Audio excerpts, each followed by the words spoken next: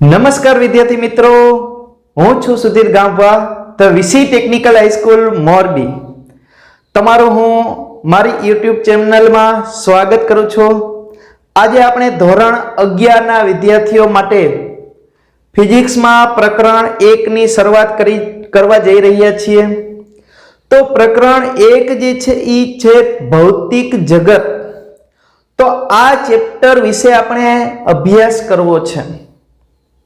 ભૌતિક જગત આ ચેપ્ટરની અંદર આપણે ધોરણ 11 અને 12 માં ફિઝિક્સની અંદર આપણે શું શું ભણવાના છીએ એના વિશેનો અભ્યાસ કરવાનો છે.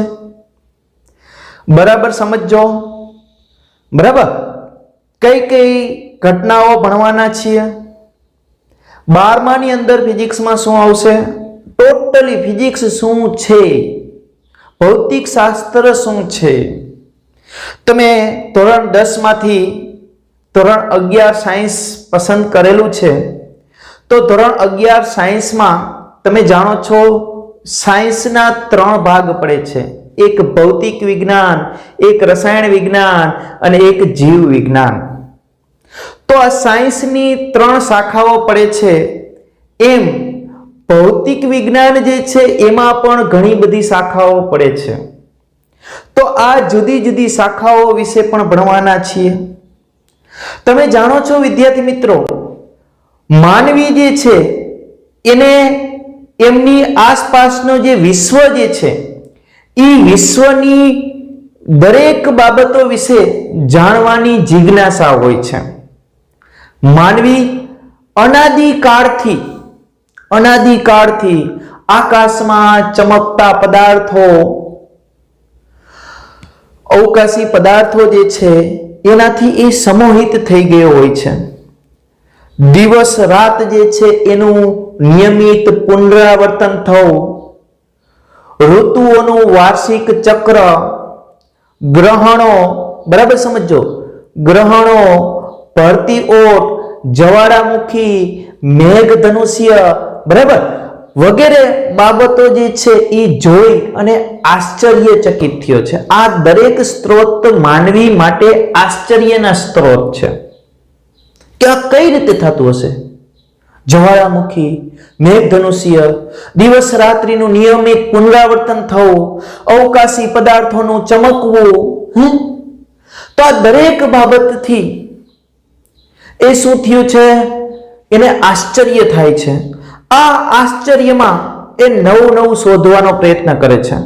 એ સિવાય જુદા જુદા જે પદાર્થો છે એ દ્રવ્યો જે છે એ દ્રવ્યના અચરજ પ્રમાણે તેવા જુદા જુદા પ્રકારો, જીવન, સજીવ સૃષ્ટિ છે, વનસ્પતિ સૃષ્ટિ છે, બરાબર, આ જીવન. એ સિવાય આ દરેકની વર્તણૂક જે છે એની વિસ્મયકારી વિભિન્નતા, દરેકની વર્તણૂકની વિસ્મયકારી વિભિન્નતા રહેલી છે. અને આ આશ્ચર્યો અને વિસ્મયતા પ્રત્યે એ માનવી જે છે, મનુષ્ય જે છે એનું કલ્પનાકારી અને જિજ્ઞાસાશીલ મગજ જે છે એ પોતપોતાના અલગ અલગ પ્રતિભાવો આપે છે. દરેક મનુષ્યનું મગજ જે છે એ અલગ અલગ પ્રતિભાવો આપતું હોય છે. ત્યારબાદ વાત કરીએ તો પર્યાવરણ જે છે એ પર્યાવરણમાં અમુક કુદરતી ઘટનાઓ બનતી હોય છે. તો આ કુદરતી ઘટનાઓની અર્થપૂર્ણ પેટર્ન બનાવે છે. અર્થપૂર્ણ પેટર્ન બનાવવી, એ સિવાય તો કે એ કુદરતી ઘટના સાથે આંતરક્રિયા કરી શકાય અને એની સાથે સાથે એની સમજૂતી મેળવી શકાય એવા એ પ્રકારના નવા સંસાધનો બનાવવા.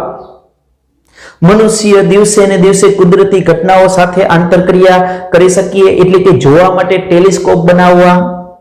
એ સિવાય એની ઘટનાઓ કઈ રીતે થાય છે એની કેલ્ક્યુલેશન કરવી, એની સાથે ઉપયોગમાં લઈ શકાય એવા નવા સાધનોનું સંશોધન કરવું.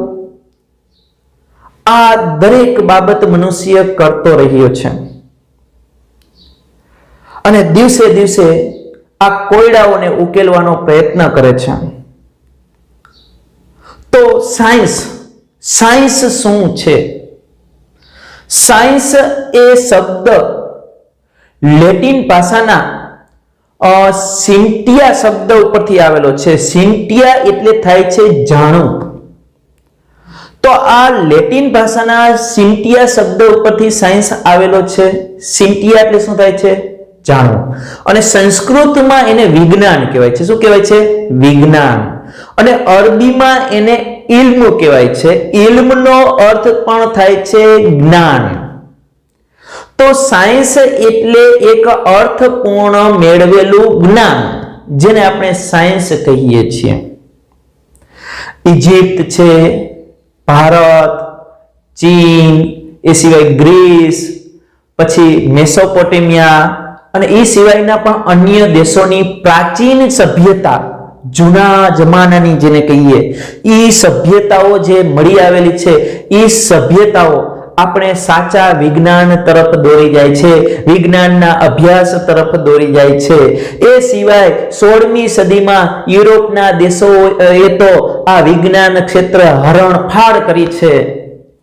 20મી સદીના મધ્ય ભાગમાં આ મુદ્દો ઇન્ટરનેશનલ બની ગયો છે, આંતરરાષ્ટ્રીય ક્રમે આવી જાય છે અને બધા દેશો સંયુક્ત રીતે આ પ્રાચીન સભ્યતાઓ સાથે અને વિજ્ઞાન સાથે નવી નવી ટેકનોલોજી અને વિજ્ઞાનનો વિકાસ કરવા આગળ વધી રહી છે. વિજ્ઞાન અને વૈજ્ઞાનિક પદ્ધતિ. વિજ્ઞાન શું છે? તો કે વિજ્ઞાન એ કુદરતી ઘટનાઓને વિસ્તૃત અને ઊંડાણપૂર્વક સુવ્યવસ્થિત રીતે કરવામાં આવતો એક અભ્યાસ છે, જેને આપણે વિજ્ઞાન કહીએ છીએ. આ કુદરતી ઘટનાઓ જે છે એની આગાહી, ત્યાર પછી એનો નિયંત્રણ કરવું, એ આગાહી કરવી કે કઈ કુદરતી ઘટના ક્યારે બનવાની શક્યતા છે, એનું નિયંત્રણ કરવું, બદલાવ લાવવો વગેરે વિશે સંશોધનો અને પ્રયોગો કરવા એ વિજ્ઞાન છે. તો વૈજ્ઞાનિક પદ્ધતિમાં, તો કે વૈજ્ઞાનિક પદ્ધતિમાં શેનો સમાવેશ થાય? તો કે પદ્ધતિસરના વિજ્ઞાનમાં, એટલે કે પદ્ધતિસરના વિજ્ઞાન માટે પદ્ધતિસરના અવલોકન, પછી ઈ કુદરતી આગાહી જે કરવામાં આવે છે એને નિયંત્રિત કરી શકાય તેવા પ્રયોગો કરવામાં આવે, ગુણાત્મક અને માત્રાત્મક તર્ક લગાવવામાં આવે, ત્યારબાદ ગાણિતિક નમૂના આગાહી કરવામાં આવે, ત્યારબાદ સિદ્ધાંત, આ વગેરેનું પદ્ધતિસરનું જ્ઞાન મેળવવામાં આવે. તો એ જે છે એને વૈજ્ઞાનિક પદ્ધતિ કહેવામાં આવે છે. અનુમાન લગાવેલા હોય, કોઈ નિરાધાર કલ્પનાઓ હોય, કોઈ અનુમાન લગાવવામાં આવતા હોય અથવા નિરાધાર કલ્પના હોય, તો એના વિશે એ પ્રયોગો અને પદ્ધતિ દ્વારા, અવલોકનો દ્વારા એની સત્યર્થતા ચકાસવામાં આવે. શું કરવામાં આવે? એની સત્યર્થતા ચકાસવામાં આવે. બરાબર? તો આ જે છે એ વૈજ્ઞાનિક પદ્ધતિ છે. ત્યારબાદ વાત કરીએ કે સિદ્ધાંત અને અવલોકન. તો કે સિદ્ધાંત અને અવલોકન એકબીજાની આંતર ક્રીડા છે એમ કહી શકાય. સિદ્ધાંત પરથી અવલોકનો મેળવવામાં આવતા હોય છે. અને પાછું એવું નથી કોઈ સિદ્ધાંત અત્યારે મળી ગયો તો એ સિદ્ધાંત લાસ્ટ છે એવું જરૂરી નથી. એટલે કે એ સિદ્ધાંત જે છે એ છેલ્લો સિદ્ધાંત છે, હવે બસ એમાં કોઈ ફેરફાર થઈ શકે નહીં એવું જરૂરી નથી. જો બીજા કોઈ ઘટના જોવામાં આવે અને એનો પ્રયોગ કરવામાં આવે અને ચકાસવામાં આવે, વધારે સારી રીતે ઊંડાણપૂર્વક એ અવલોકનો કરવામાં આવે અને ચકાસવામાં આવે, તો સિદ્ધાંતમાં પણ ફેરફાર થઈ શકે છે. તો આ સિદ્ધાંત જે છે એ ઘણી વખત ઘણી બાબતો સમજાવી શકતું નથી હોતું અને ઘણી વખત એ સિદ્ધાંત અમુક સિદ્ધાંત સાથે બંધ બેસતો જ હોય છે. દાખલા તરીકે વાત કરીએ તો ટાઇકો બ્રાહે નામના એક ખગોળશાસ્ત્રી હતા. એમને પોતાના જીવન દરમિયાન, આખા સમગ્ર જીવન દરમિયાન રાત્રે પોતાની નરી આંખે અવકાશીય પદાર્થોનું નિરીક્ષણ કર્યું અને કાગળોમાં એ અવકાશી પદાર્થો એટલે કે ગ્રહો અને તારાઓના જે સ્થાન છે એ સ્થાનને કાગળ ઉપર સ્થાન દર્શાવતા ગયા, તારીખ, સમય, આખું એનું જીવન પૂરું થયું ત્યાં સુધી એ અવલોકન કરતા ગયા. આખો એક મોટો રૂમ ભરાઈ જાય એટલા કાગળો, એટલા લખેલા, પોતાના હાથે લખેલા ચોપડાઓ જે છે એ મોટો રૂમ ભરાઈ જાય એટલા ભરાઈ ગયા. હવે એ તો મૃત્યુ પામ્યા. પછી એના જે આસિસ્ટન્ટ હતા કેપ્લર, એ કેપ્લરે શું કર્યું, આ બધા જ જે ટાઇકો બ્રાહેના જે અવલોકનો છે એને ફરીથી વાંચી અને ગ્રહોની સ્થિતિ અને સ્થાન અને સમય ઉપરથી એને કેપ્લરના 3 નિયમો આપ્યા. અને પછી ખબર પડી કે ભાઈ આ તો નિકોલસ કોપરનિકસે જે સૂર્ય કેન્દ્રીયવાદ આપ્યો તો એ જ છે. તો નિકોલસ કોપરનિકસે અગાઉ એ પ્રકારનો સિદ્ધાંત આપેલો હતો કે સૂર્ય કેન્દ્રમાં સ્થિર છે અને પૃથ્વી સહિતના બધા જ ગ્રહો તેની આસપાસ ભ્રમણ કરી રહ્યા છે. તો એ પાછળથી ખબર પડી કે આ સિદ્ધાંત એક જ છે ભાઈ. ટાઇકો બ્રાહે જે અવલોકન કરેલા છે એના ઉપરથી સિદ્ધાંત બનાવ્યો છે ભાઈ. ઘણી વખત સિદ્ધાંતો ઉપરથી અવલોકન થતું હોય, ઘણી વખત શું થાય, અવલોકનો જે કર્યા છે એના ઉપરથી સિદ્ધાંત બનતો હોય. બરાબર? તો આ રીતે સિદ્ધાંત અને અવલોકનો એકબીજાના આંતરક્રિયામાં આવતા હોય છે. એટલે આ વિજ્ઞાન જે છે એ વિજ્ઞાન ખૂબ જ ગતિશીલ છે. બીજું એક એક્ઝામ્પલ દઈએ તો ન્યૂટનના નિયમો છે, ગતિના નિયમો. હવે ન્યૂટનના જે ગતિના નિયમો જે છે, આ ન્યૂટનના ગતિના નિયમો જ્યારે અણુ પરમાણુની વાત આવે છે, પરમાણુવીય લેવલની વાત આવે છે, ત્યારે આ ન્યૂટનની ગતિના નિયમોના સિદ્ધાંતો જે છે એ ન્યૂટોનિયમ સિદ્ધાંત કહેવાય છે. એ સિદ્ધાંતોથી એ પરમાણુવીય લેવલે એ સિદ્ધાંતોથી આપણે વિજ્ઞાનને સમજી શકતા નથી. ત્યારે ખળભળાટ મચી જાય છે. જ્યારે અમુક સિદ્ધાંતો આપેલા હોય એનાથી અમુક ઘટનાઓ નથી સમજાવી શકાતી ત્યારે એક મોટો ખળભળાટ થઈ જતો હોય છે. તો એ લેવલે, સૂક્ષ્મ લેવલે કયા સિદ્ધાંતો કામ કરતા હોય છે? તો કે ક્વોન્ટમ મિકેનિક્સ કામ કરતું હોય છે. એ સિવાય આપણે પ્રકાશને તરંગ સ્વરૂપ કહીએ છીએ, પરંતુ જ્યારે ફોટો ઇલેક્ટ્રિક અસર આપણે ભણશું 12મા ધોરણની અંદર, તો આ ફોટો ઇલેક્ટ્રિક અસર જે છે એ પ્રકાશનું તરંગ સ્વરૂપ સમજાવી શકતું નથી. બરાબર સમજો. આ ચેપ્ટરની અંદર તમારે આપણે શું શું ભણવાના છીએ ફિઝિક્સનું એ ખાલી સમજવાનું છે. આમાં બહુ યાદ રાખવાના પોઈન્ટ નથી. જે પોઈન્ટ યાદ રાખવાના થશે એ હું કહેતો જઈશ, એ તમારે ટેક્સ્ટ બુકમાં અંડરલાઈન કરતી જવાની છે અને એને યાદ રાખતા જવાના છે. બાકી વિજ્ઞાનને સમજો, ફિઝિક્સને સમજો. એક સરસ મજાનું ફિઝિક્સ છે અને એ જો તમે સમજશો તો બહુ જ મજા આવશે. ત્યાર પછી વાત કરીએ તો કેટલીક વખત નવા પ્રયોગોમાંથી મેળવેલા સિદ્ધાંતો જે છે એ આગળ એનાથી સારો સિદ્ધાંત અને નવી શોધ આપતા હોય છે. વાત કરીએ તો રુધરફર્ડે કરેલો આલ્ફા કણોના પ્રકીર્ણનનો પ્રયોગ જે છે એના ઉપરથી એને એક પરમાણુ મોડેલ આપેલું. આ જે પરમાણુ મોડેલ જે છે એ પરમાણુ મોડેલનો ઊંડાણપૂર્વક અભ્યાસ કર્યો કોણે? બોહરે. અને બોહરે હાઇડ્રોજન પરમાણુ મોડેલ ઉપર અભ્યાસ કરી અને પરમાણુનું સાચું મોડેલ આપ્યું. બરાબર? ત્યારબાદ વાત કરીએ તો પોલ ડીરાકે શું કર્યું? તો કે એને પ્રતિકણની શોધ કરી. જ્યારે પ્રક્રિયાઓ, ન્યુક્લિયર પ્રક્રિયાઓ થતી હોય છે ત્યારે બીટા કણોનું ઉત્સર્જન થતું હોય છે. તો આ બીટા કણ સાથે શું પ્રતિકણ પણ હોય છે? આવા પ્રતિકણ જે ઉત્સર્જન થાય છે એના સિદ્ધાંતો આપેલા છે. બરાબર? ત્યારબાદ વાત કરીએ તો કાર્લ એન્ડરસન જે છે એ કાર્લ એન્ડરસને શું પોઝિટ્રોન નામનો કણ શોધ્યો. પોઝિટ્રોન શું છે? તો કે ઇલેક્ટ્રોન જેવો જ કણ છે, પણ ફેર કેટલો છે? ઇલેક્ટ્રોન જે છે એ ઋણ વિદ્યુતભારિત હોય છે, પોઝિટ્રોન છે એ ધન વિદ્યુતભારિત હોય છે. બંનેનું દળ સરખું જ હોય છે. ઇલેક્ટ્રોન જેવો જ કણ છે પોઝિટ્રોન. એની શોધ કરી કોણે? Carl Anderson. તમે આ બધા અઘરા નામથી ચિંતા ન કરતા, કેમ કે આવું બધું ધીમે ધીમે આપણે ભણવાના છીએ. આ જે આપણે ફિઝિક્સની અંદર ભણવાના છીએ એની વાત કરીએ છીએ. એટલે અત્યારે કંઈ ગોખવાનું તમારે નથી, ફક્ત સિદ્ધાંતો અને અમુક માહિતીઓ જે છે યાદ રાખવાની છે, એ જ તમારે યાદ રાખવાની છે. હવે વાત કરીએ ફિઝિક્સ. તો ફિઝિક્સ શબ્દ જે છે એને ગ્રીક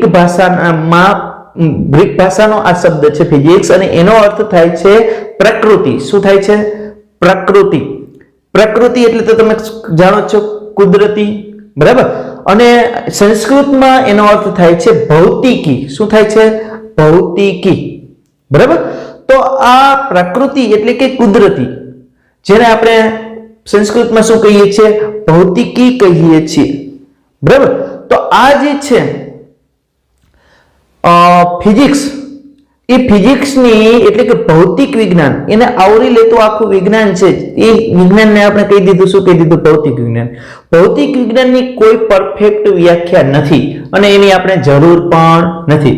કુદરતી વિજ્ઞાનને સમજવું એટલે ભૌતિક વિજ્ઞાન, બરાબર. હવે વાત કરીએ તો ભૌતિક વિજ્ઞાન જે છે એ મુખ્ય બે વિચાર ઉપર કામ કરે. કયા બે વિચાર ઉપર કામ કરે? તો કે એક તો એકીકરણનો વિચાર અને બીજો ન્યૂનીકરણનો વિચાર. હવે ન્યૂનીકરણ એટલે શું ને એકીકરણ એટલે શું એ સમજાવો. એકીકરણ એ ગુરુત્વાકર્ષણ બળનો નિયમ છે, જે સફરજનનું નીચે પડવું, ગ્રહોની અને પૃથ્વીની સૂર્યની આસપાસની ગતિ, આ વગેરે ઘટનાઓ જે છે એ ગુરુત્વાકર્ષણનો સાર્વત્રિક નિયમ સમજાવતો હોય છે. એ સિવાય વિદ્યુત ચુંબકત્વ માટેનો કુલમ્બનો નિયમ છે, વિદ્યુત ચુંબકીય બળનો નિયમ, જે વિદ્યુતીય અને ચુંબકત્વની દરેક એને સંલગ્ન દરેક ઘટનાઓ સમજાવવા માટે ઉપયોગમાં લેવામાં આવતો હોય છે. તો આ જે બંને બળો છે એ આ ગુરુત્વાકર્ષણ બળનો નિયમ અને વિદ્યુત બળનો નિયમ બંને એક જ છે, અથવા આમાંથી આ ઉદ્ભવે છે કે આમાંથી આ ઉદ્ભવે છે, એનું એકીકરણનો અભ્યાસ જે કરે છે એને સંયુક્ત ક્રમે અભ્યાસ કરવામાં આવે છે, જેને આપણે એકીકરણ કહીએ છીએ. શું કહીએ છીએ? એકીકરણ કહીએ છીએ, બરાબર. તે કુદરતના મુખ્ય 4 બળો છે જે આપણે હમણાં ભણવાના છીએ. આ બળો જે છે એ બધા જ કોઈ એક બળમાંથી હશે. આ સમજવા માટેનું વિજ્ઞાન, જેને આપણે એકીકરણ કહીએ છીએ, આ વિચારને આપણે એકીકરણ કહીએ છીએ.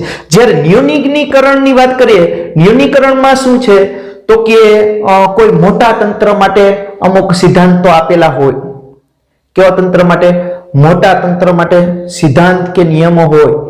એ સિદ્ધાંત કે નિયમને સાદા ઘટકો માટે લાગુ પાડવામાં આવે અને બંધ બેસતા લગાડવામાં આવે, અને એ સાદા ઘટકોને સમજવાનો પ્રયત્ન કરવામાં આવે. દાખલા તરીકે થર્મોડાયનેમિક્સ છે, તો થર્મોડાયનેમિક્સમાં આપણે તાપમાન છે, આંતરિક ઉર્જા છે, એન્ટ્રોપી વગેરેનો અભ્યાસ કરીએ છીએ. હવે એ સ્થૂળ સ્તરે જે અભ્યાસ કરીએ છીએ, જે સ્થૂળ ભૌતિક રાશિઓનો ઉપયોગ કરીએ છીએ, એ ભૌતિક રાશિઓને આપણે યંત્રશાસ્ત્ર અને સ્ટેટિસ્ટિકલ લેવલે જે પદાર્થ છે, સ્થૂળ ઘટકો છે, સ્થૂળ પદાર્થો, એના આણ્વીય ઘટકોને સમજવા માટે ઉપયોગ કરતા હોય છે, અને એને સંયુક્ત રીતે સમજીએ છીએ, જેને આપણે ન્યૂનીકરણ કહીએ છીએ, નવીનતા કહીએ છીએ. એના ઉપરથી આપણે એક શીખ્યા પણ છીએ કે તાપમાન જે છે એ તાપમાન અણુઓની સરેરાશ ગતિ ઉર્જા આપતું હોય છે. તો તાપમાન અને ગતિ ઉર્જા બે ભૌતિક રાશિઓને આપણે એક સરખા જેવી છે એવું આપણે સમજી શક્યા, એકબીજા ઉપર આધાર રાખે છે એવું સમજી શક્યા, જેને આપણે ન્યૂનીકરણ કહીએ છીએ. શું કહીએ છીએ? ન્યૂનીકરણ કહીએ છીએ. હવે ભૌતિક વિજ્ઞાનનું કાર્યક્ષેત્ર અને ઉત્તેજનાની વાત કરીએ. હવે યાદ રાખવાના પોઈન્ટ શરૂ થઈ રહ્યા છે. આગળ પણ એક પોઈન્ટ યાદ રાખવાનો છે. ભૌતિક વિજ્ઞાનના બે વિચારો, એકીકરણ અને ન્યૂનીકરણ, બરાબર? આ યાદ રાખવાનો છે. હવે વાત કરીએ છીએ કાર્યક્ષેત્રો. તો ભૌતિક વિજ્ઞાનના પ્રભાવ ક્ષેત્રો છે મુખ્ય બે. કેટલા? બે. એક સ્થૂળ અને એક સૂક્ષ્મ. સ્થૂળ સ્તરે અભ્યાસ કરવામાં આવે છે, જે પૃથ્વી પર અને ખગોળીય અભ્યાસો જે છે એ સ્થૂળ સ્તરમાં સમાવેશ થાય છે. જ્યારે અણુ પરમાણુનો અભ્યાસ કરવામાં આવતો હોય એ સૂક્ષ્મ સ્તરમાં સમાવેશ થાય છે. સ્થૂળ સ્તરમાં શાસ્ત્રની વાત કરીએ તો 4 પ્રકારના શાસ્ત્રનો સમાવેશ થાય છે. બરાબર સમજો. એક યંત્રશાસ્ત્ર. શું? યંત્રશાસ્ત્ર. પછી ઇલેક્ટ્રોડાયનેમિક્સ, પ્રકાશશાસ્ત્ર અને થર્મોડાયનેમિક્સ. સ્થૂળ સ્તરે કેટલાનો સમાવેશ થાય છે? 4. ખગોળીયનો સમાવેશ થાય 5. ખગોળશાસ્ત્રનો સમાવેશ તમે કરી શકો છો. બરાબર. પણ એ યંત્રશાસ્ત્રમાં આવી જાય છે. તો મુખ્ય યંત્રશાસ્ત્ર છે, પછી ઇલેક્ટ્રોડાયનેમિક્સ છે, પ્રકાશશાસ્ત્ર છે અને થર્મોડાયનેમિક્સ. હવે જોજો, બરાબર સમજો. યંત્રશાસ્ત્રમાં શેનો અભ્યાસ થાય? યંત્રશાસ્ત્રમાં કઈ બાબતનો સમાવેશ થાય છે? તો કે એક તો ન્યૂટનની ગતિના નિયમો, ગુરુત્વાકર્ષણનો નિયમ, બરાબર, કણની ગતિ જે છે એનો અભ્યાસ પણ યંત્રશાસ્ત્રમાં કરવામાં આવતો હોય છે. એ સિવાય વાત કરીએ તો જેટમાંથી બહાર નીકળતો જે વાયુ જે છે એ વાયુ શું કરે છે? રોકેટને ધક્કો મારે છે, જેમાં ન્યૂટનની ગતિનો ત્રીજો નિયમ લાગુ પડતો હોય છે. બરાબર. તો આ ન્યૂટનની ગતિના નિયમોનો સમાવેશ થાય. એ સિવાય વાત કરીએ તો ધ્વનિ તરંગો, પાણી પરના તરંગો વગેરેનો અભ્યાસ પણ શેમાં થાય છે? યંત્રશાસ્ત્રમાં થતો હોય છે. બરાબર સમજો. કોઈ સળિયો હોય તો સળિયા પર વજન, દાખલા તરીકે પુલ બાંધ્યો છે તો પુલ જે છે એમાં સળિયાઓ ઉપયોગ કરવામાં આવતા હોય તો એ સળિયા ઉપર કેટલું બળ લાગશે અને કેટલી એની પ્રબળતા છે, એટલે કે એની બળ સહન કરવાની, પ્રતિબળ સહન કરવાની તાકાત કેટલી છે વગેરેનો અભ્યાસ, જેને આપણે પ્રતિબળ, દબાણ, વિકૃતિ એવા શબ્દો આપણે વાપરશું. આગળ એનો અભ્યાસ કરીશું. વિરૂપણ પણ કહેવાય છે એને. એનું વિરૂપણ કેટલું થઈ શકે છે, આ બધી બાબતોનો અભ્યાસ આપણે યંત્રશાસ્ત્રમાં કરવાના છીએ. સમજાણું? પહેલા નંબરનું યંત્રશાસ્ત્ર. ત્યારબાદ વાત કરીએ ઇલેક્ટ્રોડાયનેમિક્સ. ઇલેક્ટ્રોડાયનેમિક્સમાં શું થાય છે? વિદ્યુત ભાર અને ચુંબકીય ક્ષેત્ર. તો વિદ્યુત ભાર અને ચુંબકીય બળ ના કારણે એની સાથે સંકળાયેલી ઘટનાઓનો અભ્યાસ ઇલેક્ટ્રોડાયનેમિક્સમાં થાય છે. જે ઘણા બધા વૈજ્ઞાનિકો ની વાત કરીએ તો કુલમ્બ છે, ઓર્સ્ટેડ, એમ્પિયર, ફેરેડે, આ બધા જે નિયમો આપ્યા છે એ બધા નિયમોનો અભ્યાસ ઇલેક્ટ્રોડાયનેમિક્સમાં સમાવેશ થાય છે. અને આ બધા નિયમોનો ભેગા કરી અને મેક્સવેલે સમીકરણો આપેલા છે. તો મેક્સવેલના સમીકરણોની મદદથી આપણે આ ઇલેક્ટ્રોડાયનેમિક્સને સમજી શકતા હોય છે. ત્યારબાદ કરીએ પ્રકાશશાસ્ત્રની. તો પ્રકાશની મદદથી જે ઘટનાઓ સમજવામાં આવતી હોય છે, દાખલા તરીકે ટેલિસ્કોપ છે, માઇક્રોસ્કોપ છે. માઇક્રોસ્કોપનો ઉપયોગ કરવો હોય તો આપણે પ્રકાશની જરૂર પડે, ટેલિસ્કોપનો ઉપયોગ કરવો હોય તો પણ પ્રકાશની જરૂર પડે. પ્રકાશનું વક્રીભવન, પરાવર્તન, અરીસાઓ, લેન્સનો ઉપયોગ કરી પ્રકાશીય ઘટનાઓને આપણે સમજતા હોય છે. તો આ બધી ઘટનાઓને સમજવા માટે ત્યારબાદ રંગબેરંગી દુનિયા જોઈએ, કલર, પ્રકાશના શ્વેત પ્રકાશનું વિભાજન થાય, બરાબર, મેઘધનુષ્યની રચના. તો આ બધું કયા શાસ્ત્રમાં આવે છે? પ્રકાશ શાસ્ત્રમાં આવે છે. અને ચોથું વાત કરીએ થર્મોડાયનેમિક્સ. તો થર્મોડાયનેમિક્સની અંદર તાપમાન છે, એન્ટ્રોપી છે, આંતરિક ઉર્જા છે, બરાબર, આ બધી ચર્ચા કરી એ બધાનો અભ્યાસ જે છે એ કરી અને રેફ્રિજરેટર કે એન્જિન જે બનાવેલા છે આપણે, ડીઝલ એન્જિન, પેટ્રોલ એન્જિન છે, તો એ એન્જિનમાં જે સિદ્ધાંતો લાગુ પડે છે એનો થર્મોડાયનેમિક્સમાં સમાવેશ થાય છે. શેમાં થાય છે? થર્મોડાયનેમિક્સમાં સમાવેશ થાય છે. બરાબર.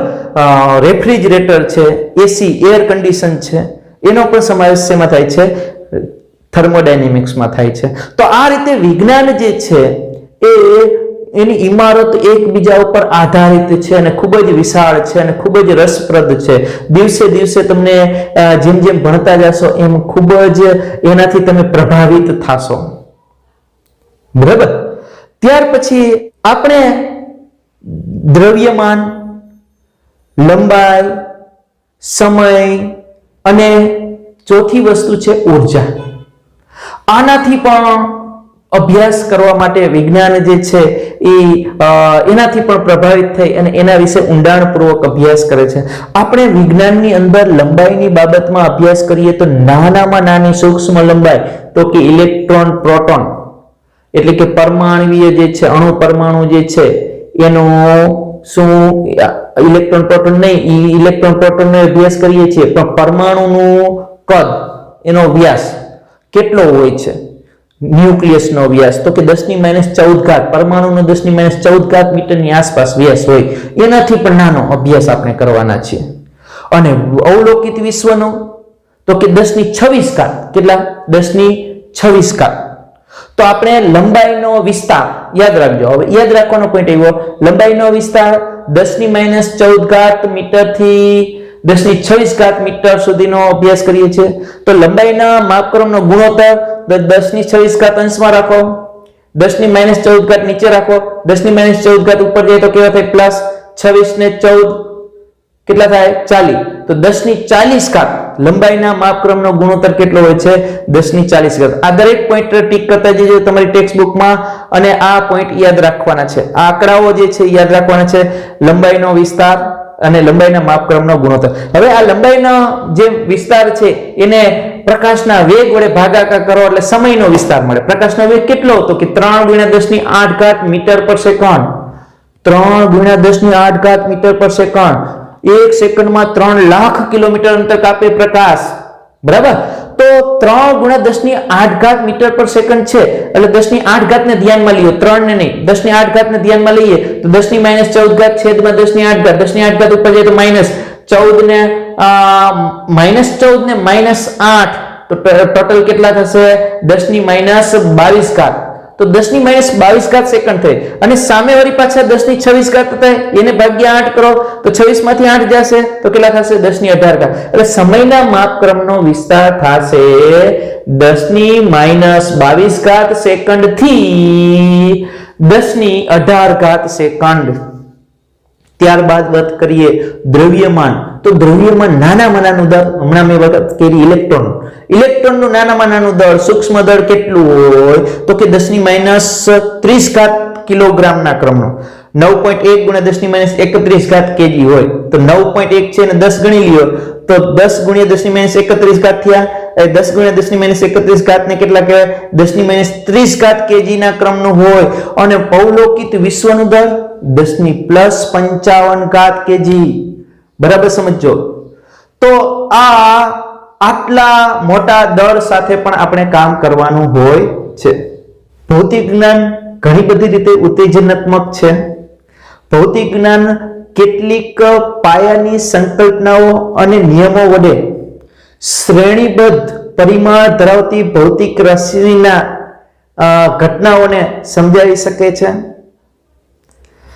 અને આ જે સિદ્ધાંતો જે છે એની મદદથી એ ઘણી બધી પરિમાણ ધરાવતી રાશિઓ હોય છે એ રાશિઓને સરળતાથી સમજી શકાય છે.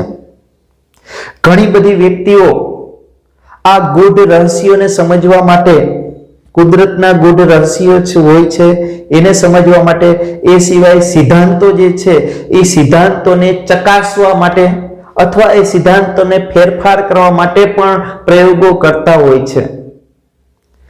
તો આ જે પ્રયોગો કરવા સિદ્ધાંતોને ચકાસવા એ ખૂબ જ જરૂરી છે. કોઈ પણ સિદ્ધાંત જે છે એ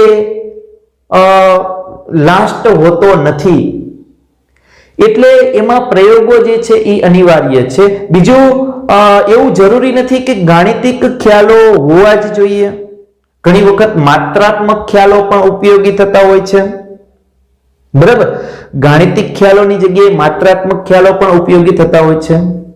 હવે એક વસ્તુની વાત કરીએ તો સૌપ્રથમ એક પ્રયોગમાં જે છે એ સમજી શકાતું નહોતું કે પ્રવેગ શેના ઉપર આધાર રાખે છે. દાખલા તરીકે આપણે ગુરુત્વાકર્ષણનો નિયમ જે છે તો ગુરુત્વાકર્ષણનો નિયમ લાગે છે કોઈ એક મોટો પથ્થર છે અને એક પીછું છે બંનેને ઉપરથી એક સાથે નીચે છોડવામાં આવે તો શું બંને એક જ સાથે નીચે પડશે? તો તમે કહેશો ના, પથ્થર વહેલા નીચે પડશે, પીછું જે છે એ પછી નીચે પડશે. કેમ તો કે હવાનું અવરોધક બળ લાગે છે. પણ આ બંનેને મુક્ત પતન કરીએ છીએ. જો આ પ્રયોગ શૂન્યાવકાશમાં કરવામાં આવે અથવા શૂન્યાવકાશ નળીની અંદર કરવામાં આવે તો બંને એક સાથે નીચે પડે છે, અને એક સાથે નીચે પડે છે એવા પ્રયોગો થયેલા છે. જે શું દર્શાવે છે તો કે ગુરુત્વ પ્રવેગ એ દળ ઉપર આધારિત નથી. તો આ જે ગુરુત્વાકર્ષણનો નિયમ જે છે એમાં થોડીક ચોકસાઈ લાવી શક્યા કે જો હવાનું અવરોધક બળ અવગણવામાં આવે તો આ પ્રવેગ જે છે એ એના દળ પર આધાર રાખતો નથી. બરાબર. તો આ રીતે ઘણી વખત પ્રયોગો અલગ પ્રકારે વિચારવામાં આવે. એ સિવાય વાત કરીએ તો ગુરુત્વાકર્ષણ બળ જે છે એ આપણે સાર્વત્રિક માની લીધું, પણ એવું જરૂરી નથી કે ગુરુત્વાકર્ષણ બળનો નિયમ બનેલો ત્યારે જ લાગુ પડવા માંડ્યો. જ્યારે ગુરુત્વાકર્ષણ બળના નિયમની શોધ નહોતી થઈ ત્યારે ગ્રહોનું અસ્તિત્વ હતું, ત્યારે વસ્તુઓ ઉપરથી નીચે તો પડતી તે જ. સમજાય છે ને? એટલે નિયમ તો હતો જ, પણ એને આપણે સમજવાનો પ્રયત્ન કર્યો ત્યારે પણ બધી ઘટનાઓ થતી જ હતી અને લોકો એનાથી પ્રભાવિત હતા અને જાણતા હતા, પરંતુ એને ગાણિતિક રીતે જ્યારે ન્યૂટને ગોઠવો અને એને આપણે અલગ અલગ ઘટનાઓમાં લાગુ પાડતા થયા તો એને આપણે સરળતાથી સમજવા લાગ્યા. એટલે એ ગુરુત્વાકર્ષણના નિયમને આપણે સાર્વત્રિક નિયમ કહેલો છે. એવું જરૂરી નથી કે એ આખરી નિયમ છે. ઘણી વખત એવું પણ બને કે અમુક ઘટનાઓ ન સમજાવી શકે તો એ જગ્યાએ એ સિદ્ધાંતમાં ફેરફાર થવા આવશ્યક હોય છે, થઈ શકે છે. બરાબર. તો આ બધી વસ્તુ વિશે તમારે ભણવાનું છે. હજુ આગળ પણ આપણે સારું એવું અભ્યાસ કરવાના છીએ. ભૌતિક જગતની અંદર એટલે કે ભૌતિક વિજ્ઞાનની અંદર કેવા કેવા ટોપિકનો અભ્યાસ કરવાના છે એ જ આપણે વાત કરવાની છે ખાલી પ્રથમ ચેપ્ટરની અંદર. પ્રથમ ચેપ્ટર પરીક્ષા માટે એટલું બધું ઇમ્પોર્ટન્ટ હોતું નથી, કારણ કે આ બધું જ પછી આગળના ચેપ્ટરોમાં આવી જતું હોય છે. થેન્ક યુ વિદ્યાર્થી મિત્રો. નેક્સ્ટ લેક્ચરમાં આપણે ફરી પાછું સરસ મજાની બધી માહિતી લઈને આવશું.